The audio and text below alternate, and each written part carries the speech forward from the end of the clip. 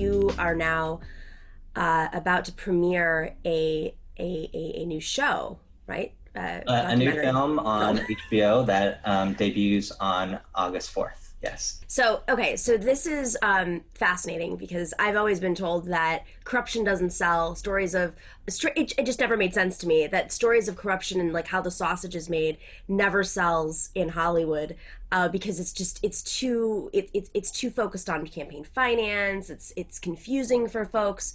But it seems like you've really been able to tell this story of what is holding up our democracy or breaking down our democracy in a really fascinating way. How'd you do it? Well, I have definitely encountered, I've spent 2 tours as a executive director of good government groups. And it's exactly as you say, the media says, oh, good government, that's not a sexy issue. Show us something about people getting arrested. That may be the shiny object, but for the most part, people don't care about corruption. Well, I think that's false. The whole idea of drain the swamp is what was so animating for so many people in the Trump campaign. And by another name, it was what also animated the Bernie Sanders campaign and Elizabeth Warren's campaign, where they talk about the systemic corruption that is at the heart of the dysfunction in our government. And so, that's a massive part of the electorate. I think it's something that while we might not understand the details intuitively, Democrats, Republicans, independents, like we all know now that the system is rigged against us and that it inures to the benefit of the small coterie of very powerful donors and special interests, and that their voices are being heard in Washington and our voices are being silenced. So I think the media in its fixation with the horse race of politics and all these things that may seem riveting to them has missed the ball on what the American public is actually interested in. And, we decided to follow these 3 Republican congressmen because we don't want to make movies that preach to the choir. One of the things that I feel so pleased about with Get Me Roger Stone is that we could get good reviews from The Guardian and The Atlantic and also from National Review, that we could make a movie that when I see on Twitter Republicans engaging with the movie, I mean, what is the point of just making a movie for people who think like you do if you're talking about these key issues of our politics? So we thought, if we tell the story of corruption in Congress through the lens of these Republican congressmen, perhaps Republicans will listen to it. And then what is so fascinating is when you hear these Republicans talking about the corruption, you're like, wow, like I find so much of what you think and say so abhorrent, and yet we agree on these points. And as Larry Lessig says in our movie, who's just one of the great thinkers around rooting out corruption in our politics, we can't do anything until we address corruption. So yes, okay, the Democrats are less corrupt than the Republicans, but if the Republicans are in the pocket of the military industrial complex and the Democrats are just halfway in that pocket, then we have perpetual war. If the Republicans are in the pocket of the insurance companies and big pharma and the Democrats are just halfway in that pocket, we never have a public option. We never have Medicare for all. So we will never get the outcome and these major issues that are so critical. When the Democrats in the first 2 years of the Obama administration, there was a bit of a gap because it took a long time for Al Franken to actually get seated.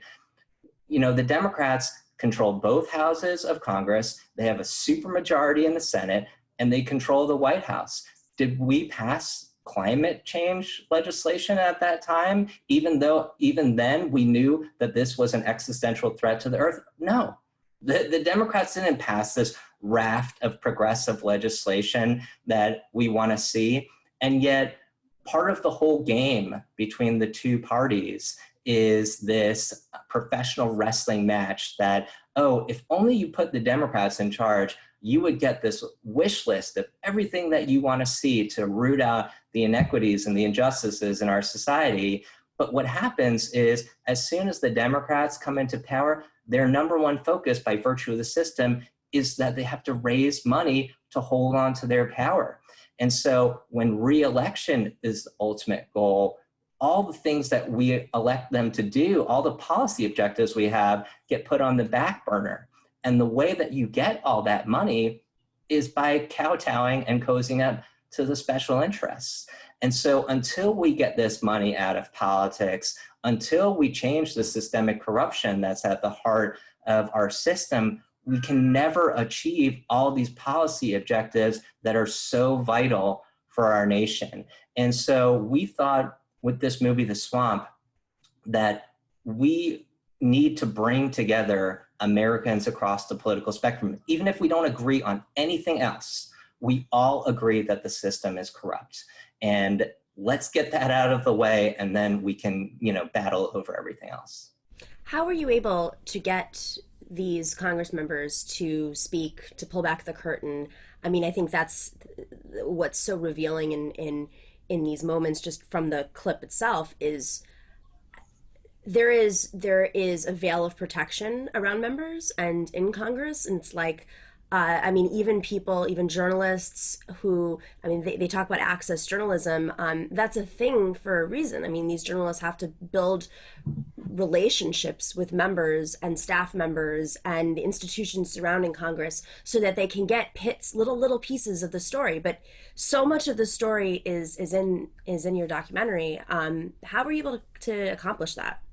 That's such a good point, Nomi, about how when you're covering a beat day to day, you kind of evolve this incestuous relationships with your subject matter. It's like, I think maybe for a lot of people to understand, it's like when you're covering a sports team and you're traveling with the team all the time, like, are you really going to write the story that just smacks a player over the head and then go back into the clubhouse the next day like nothing happened? It becomes a very problematic dynamic just by virtue of the way we interact with each other as humans, that it's almost like this embarrassment about doing it.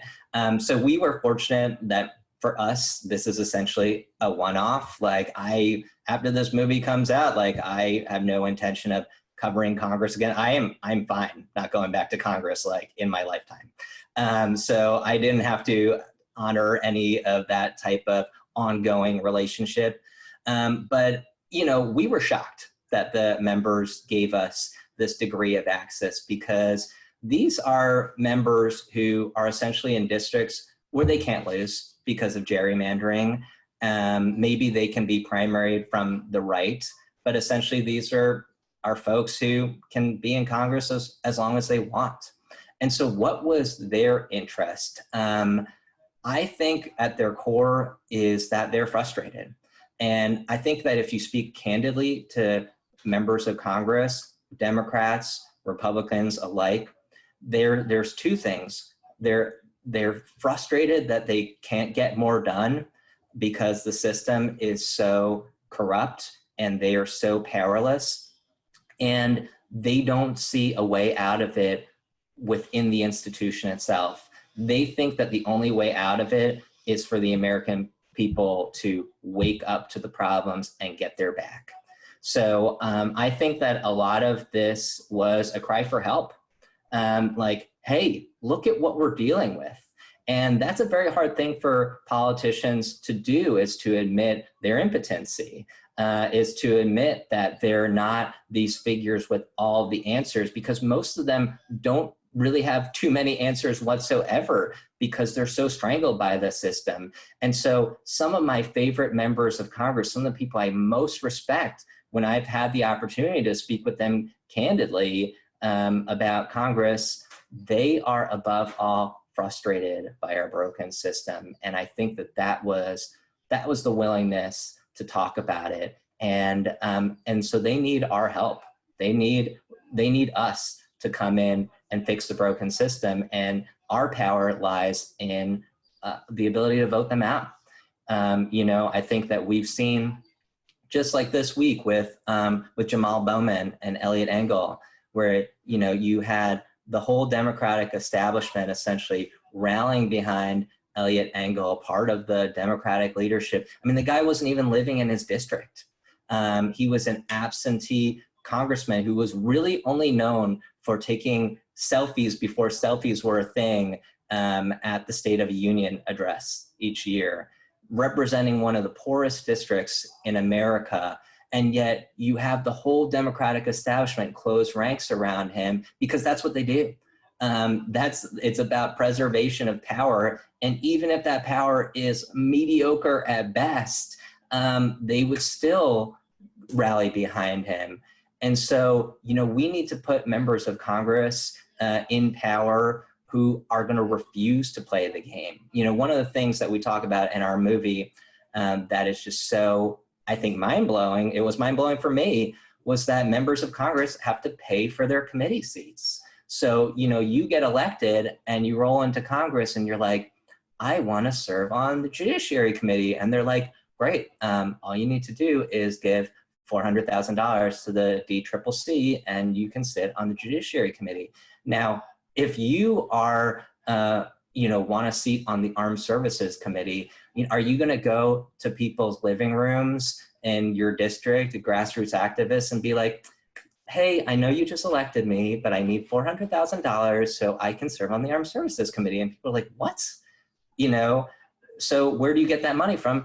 You go to the defense contractors. You go to the people who care that you're going to sit on that committee so that they can own you. And this is what both parties do, that you have to pay for your committee seats. And that is, like, just a mind-blowingly corrupt system. And who doesn't pay for her committee seat is Alexandria Ocasio-Cortez. She's like, I'm not going to do that. And guess what? That will marginalize her in Congress because she has been ostracized by the leadership. That this is not how you climb the slippery pole to up the hierarchy. The people who climb the pole are the people who are willing to play this corrupt game, to play by these rules that keep the status quo in power. The difference, and I think one of the real change makers that gives me hope, is the fact that Alexandria Ocasio-Cortez can build her own constituency through social media, and that she has the power of the people propelling her message. And she doesn't need to talk to leadership. In the old days, you couldn't even go on TV as a member without the approval of leadership. The fact that this dynamic has changed and that there are way more senior members of the New York delegation who I know hate AOC, but they're afraid of her because she can marshal her millions of Twitter followers. That gives me hope that the dynamic can change. And the new folks who come into Congress need to be just as candid with the voters and say, wow, I just came into the system. I had no idea how corrupt it was. And you know what? We need to push back. And once leadership feels that they can lose their seat at the table, that they can lose their power, if they don't reform the system, that's when we're going to start getting the policy objectives that we want to see as progressives in this country. Thank you for watching and listening to the Nomiki Show. Make sure to click like and subscribe on YouTube and share with everybody on social media. And of course, if you're not a patron already, please join us on patreon.com/The Nomiki Show for as low as $5 a month. That money makes a huge difference. We don't have the corporate money coming in. We're not cable news that's raking in the dough from advertisers right now as everybody's sitting at home and watching. It is really you guys who are keeping us together. So please consider being a patron. And for those of you who have already, we are incredibly grateful to you.